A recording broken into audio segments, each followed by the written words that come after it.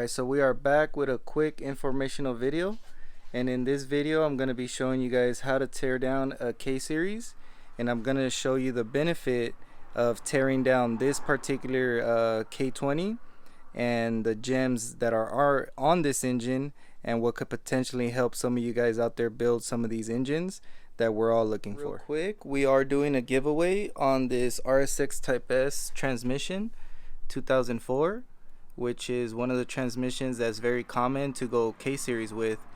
And I did mention it on my Instagram for those that don't follow. Quick update on that, if you guys would like to join. We're doing 20 spots, $100 a spot, and every spot gets a banner. I got a bunch of these made. I had a lot of people ask me for this particular banner, so if you enter, you get a banner or a t-shirt. I do have a few sizes left, as some of the guys on Instagram already joined the giveaway. So it does include free shipping to the winner and your t-shirt or shop banner.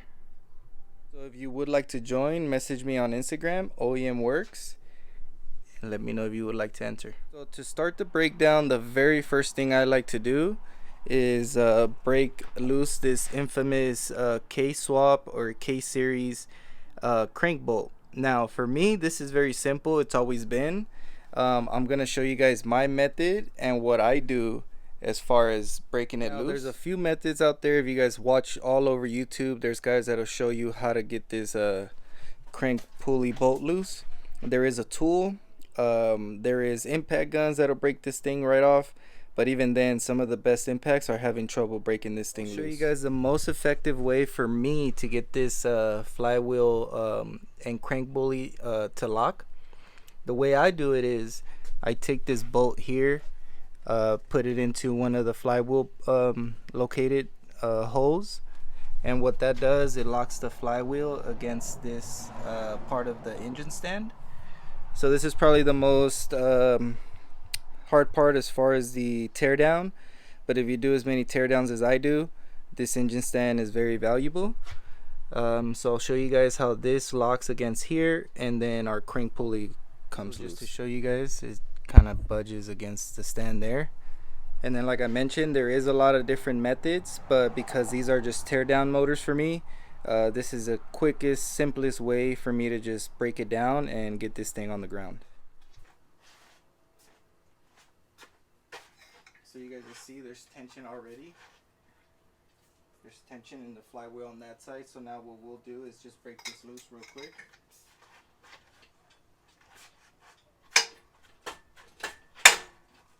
Just like that, we broke loose the famous 19. Now what I want to show you guys is this bolt didn't even budge. You could turn your flywheel right back and take this bolt right out. Alright, so step number 2 for me after the crank pulley is getting off the oil pan bolt, draining the oil.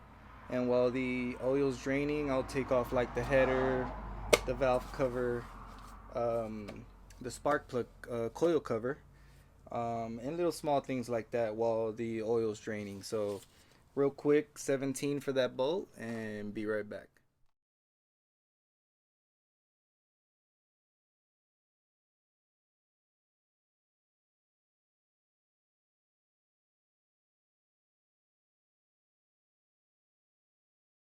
You want to strip everything from the top to bottom, because that's just how it works for me. By the time we flip this thing over, we should be done with the part out. So let me show you guys the first gem. So here's what the engine is, a K20 A3 out of a RSX base model. And the gem about this particular engine is that it has a 50-degree VTC cam gear, which is equivalent as the RBC. They're both the same exact thing. And it has the lightened exhaust side cam gear. So if you're building a K24, these are 2 parts you can use here, and these are just this is just one of the gems off of this engine. Another valuable part of this part out is going to be the crank sensor. The crank sensor is needed when you're going with a K24 swap. So again, if you're doing a K24, this engine is so beneficial just because all the pieces we can use off the actual engine. We'll continue to do the tear down. So now after the valve cover and everything up top has been taken care of, what you want to do is you want to get your water pump housing off, because that's what will allow this manifold to also come off. So step number 3 would be water pump housing. So to get the housing off, real simple, you just want to take off this 14 here. There's 4 of them right here and right here. You want to take off your AC pump off, and then you're gonna have to unbolt the 310s from this housing to allow the pump to come out without having a hassle with these hoses, unless you cut the hoses and then take this tube off, which I hate to do, but I'll show you guys how that goes. So I got the water pump housing loose. I took off all the bolts off the manifold, and then I loosened this water neck like I mentioned, and I'll show you guys why. The manifold won't come off without the water pump housing being off. The water pump housing won't come off unless you take off this water neck, which becomes a pain because then you're taking off all these clamps, you're taking off all this craziness. So the best, most efficient way, especially if you're parting out engines as much as I do, is you loosen up the water pump housing and then the water neck. So your water pump housing will come out all complete, just like that. And then once you get that housing off, the manifold should come off, besides this one hose you got here to here. That comes off, and then you have your manifold off completely. Just leaves you with the water neck here and the rest of these hoses to get off, and they should come off complete once you take off this water neck also. Here's what I was talking about. Once you take off these 2 bolts to the water neck, this whole monstrosity comes down, and now you're not taking off every single clip off all these hoses. So I'm not exactly sure what step we're on, but what I like to do is take the cam gear off before the chain and everything, because everything's still real nice and tensioned, and it allows that impact gun to work here.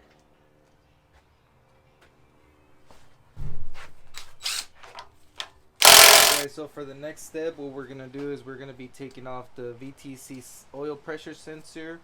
We're gonna take off our post mount, and we're gonna take off the side cover. That way we could work our way down and start taking off the valve train. In order to take off the valve train, we gotta get off the chain, and just the way it comes out cleaner, this is my route.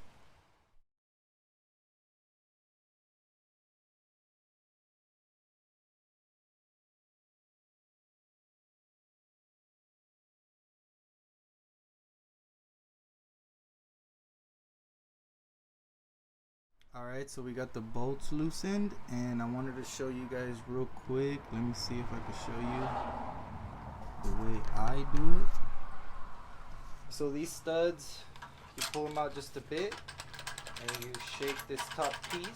So what you're doing is you're kind of like breaking it loose, and what it allows you is to pop these caps right off. I'll take them off like this and just set them down like on a piece of cardboard. Even though they are numbered, so there's really no way of confusing this here. So you take these down like that. Then you got your cams, which are pretty much trash. These heads are pretty much trash unless you're building like a VTEC killer. But even then, these heads really aren't being used. There are guys that utilize them, but I throw them away. It's just pretty much a waste of time for me. So I'm going to show you how I take the rest of it off. So now what I do is I get a flathead screwdriver, and you can kind of see this gap here, and then there's another gap back here. Let me see if I could bring you guys over to show you. So this gap here, and then this gap here, and then that should relieve tension, and this whole valve train piece should come up one piece.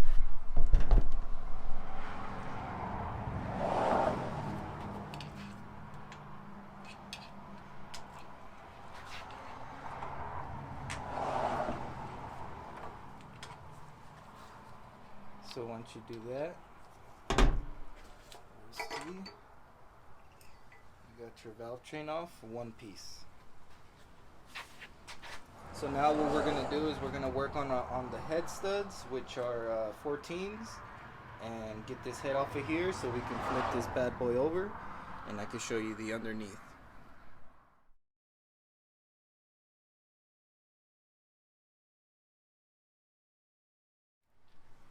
Alright, so like you guys seen, I use the breaker bar to get these loose because these are pretty tight on here. I believe they're like close to 100 pounds of torque, so unless you got a gun that's gonna take them off, you're good. But in my case, we're still working the hard way.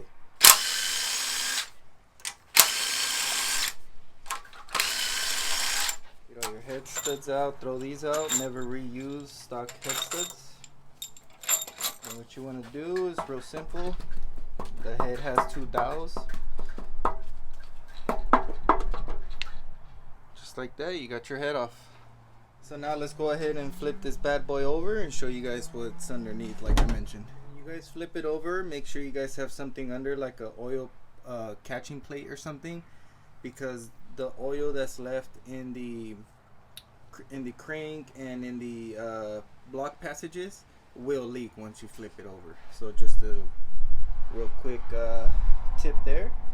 So we're gonna go ahead and get this oil pan off and show you guys. I'm gonna take off this oil pan really carefully because I'm gonna show you guys the gem of the difference between this oil pan and the K24 oil pan. So the way I do it is I take a flat head and I start on this bottom side where your cover is, and I lift just enough where I feel like it broke the seal, and then once it does that, I go to the opposite end and I work my way up, because these have bend really easily, and if you do bend it as you're taking it off, more often than not you will have a leak.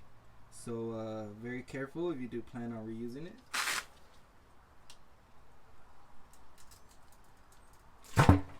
So just like that, you guys heard it. But I could feel when I was lifting, I wasn't bending the pan, I could feel the pan lifting with me. Alright, so I do apologize, I thought I had a stock K24 oil pan, which I don't. I wanted to show you guys that the K24 oil pan does not have this particular hump that you guys can see here. This hump, when the pan sits down, it allows the pump to sit right in this vicinity. So if you guys notice on the K24, this piece is flat. So if you guys use the K24 oil pan with a Type S pump, your pump is going to be so close to the pan that it's actually going to starve, because it's going to be like little to no suction in between the pump and the flat pan. So that's another gem. This particular motor, once you break it all down, you technically can use everything to make a K24 with the Type S oil pump and the 50-degree VTC. This is a gem about the K20A3. You break it down, now you got yourself a Type S oil pump, and then you got yourself a 50-degree VTC. Not only that, you got everything else you need around it to put it on a K24 and get yourself a K24 with all the Type S parts for roughly $1,000. If you guys do the math, you guys can find these engines for about $300 complete. Take that engine home, break it all down, get all the parts you need, go buy yourself a K24, install all these parts onto the K24. Now you got yourself a 240 horsepower engine, and that's the gem.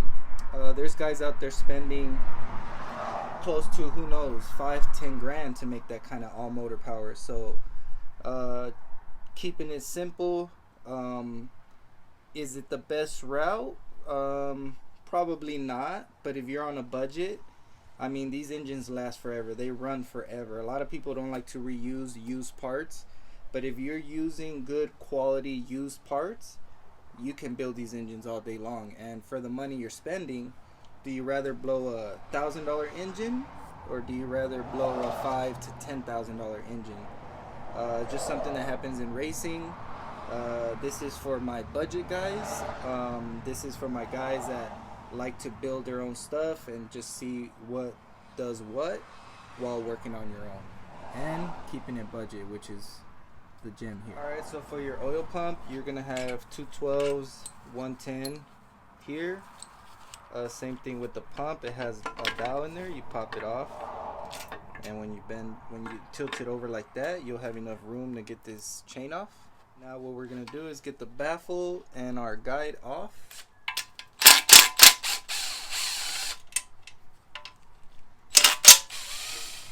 So we got our tray off. Gonna go ahead and get this guide off right here.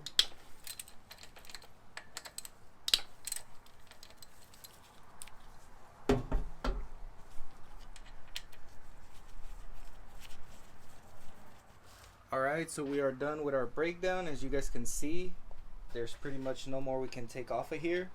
One good thing about this particular block is that if you guys are going to be doing this breakdown, and again this goes back to my budget guys or even my part out guys, these blocks can be used for a build because they're identical to the RSX Type S block. The only thing that changes is the crank, but you won't need the crank. So it makes it a value for the guys that know what they're doing with these particular parts. So I trash these parts. I don't use them. I don't rebuild. So there's no need for me to do that. But for the guys that are into that, this can be a value. Alright guys, so we are fully done with the breakdown. And here are the gems of the entire breakdown and why it's worth it. So if you guys know the JDM K24, you cannot use the JDM water pump. You're gonna need the K20 American style. So that's the number one piece. Number two, you get yourself an alternator as well if your parts engine comes complete. Another thing, you get the famous 50-degree VTC cam gear, which is really beneficial for the K24. And then you get yourself a RSX Type S oil pump kit, which is extremely beneficial for the JDM K24. Then you got yourself your crank sensor, which you need for a JDM K24 as well. That needs to be swapped out. And then you got your oil pan with the little indentation that I mentioned that the K24 oil pan does not have. Even though they look the same, they don't work the same, so you guys need to be on the lookout for that. All these bunch of miscellaneous parts which you probably won't need, but you can always keep as spares, like using the hoses or the hardware, some of the bolts. You can keep your starter as a spare if your K24 didn't already have one. So just so many benefits of breaking down a K20A3. And then with this video, I was just trying to show you guys as well how to break down a K24 or a K20. They're the same, same step, same concept. So if you guys would like to buy any of these parts you guys see here, I do always part out engines, and I do always have parts for sale. Follow me on Instagram, you guys will see all my parts that I do have available. Got a few half shafts, got a few axles, I have a RSX Type S cylinder head. This base model head, they're pretty much useless. I throw them away, so all this is pretty much trash except the starter and maybe the AC pump. But yeah, pretty much it. Hope I was able to help you guys with a little bit of information. I won't be doing these part outs no more, so this is why I threw this gem out here for those guys doing the same thing. But pretty much that's gonna be it as far as the breakdown. Got a bunch of updates on the K24 Civic. Started taking down all my piping and making sure all my lines are nice and bolted down. Gonna do a little bit more cleaning and just keep the build going. So comment, subscribe, and let me know what you guys think.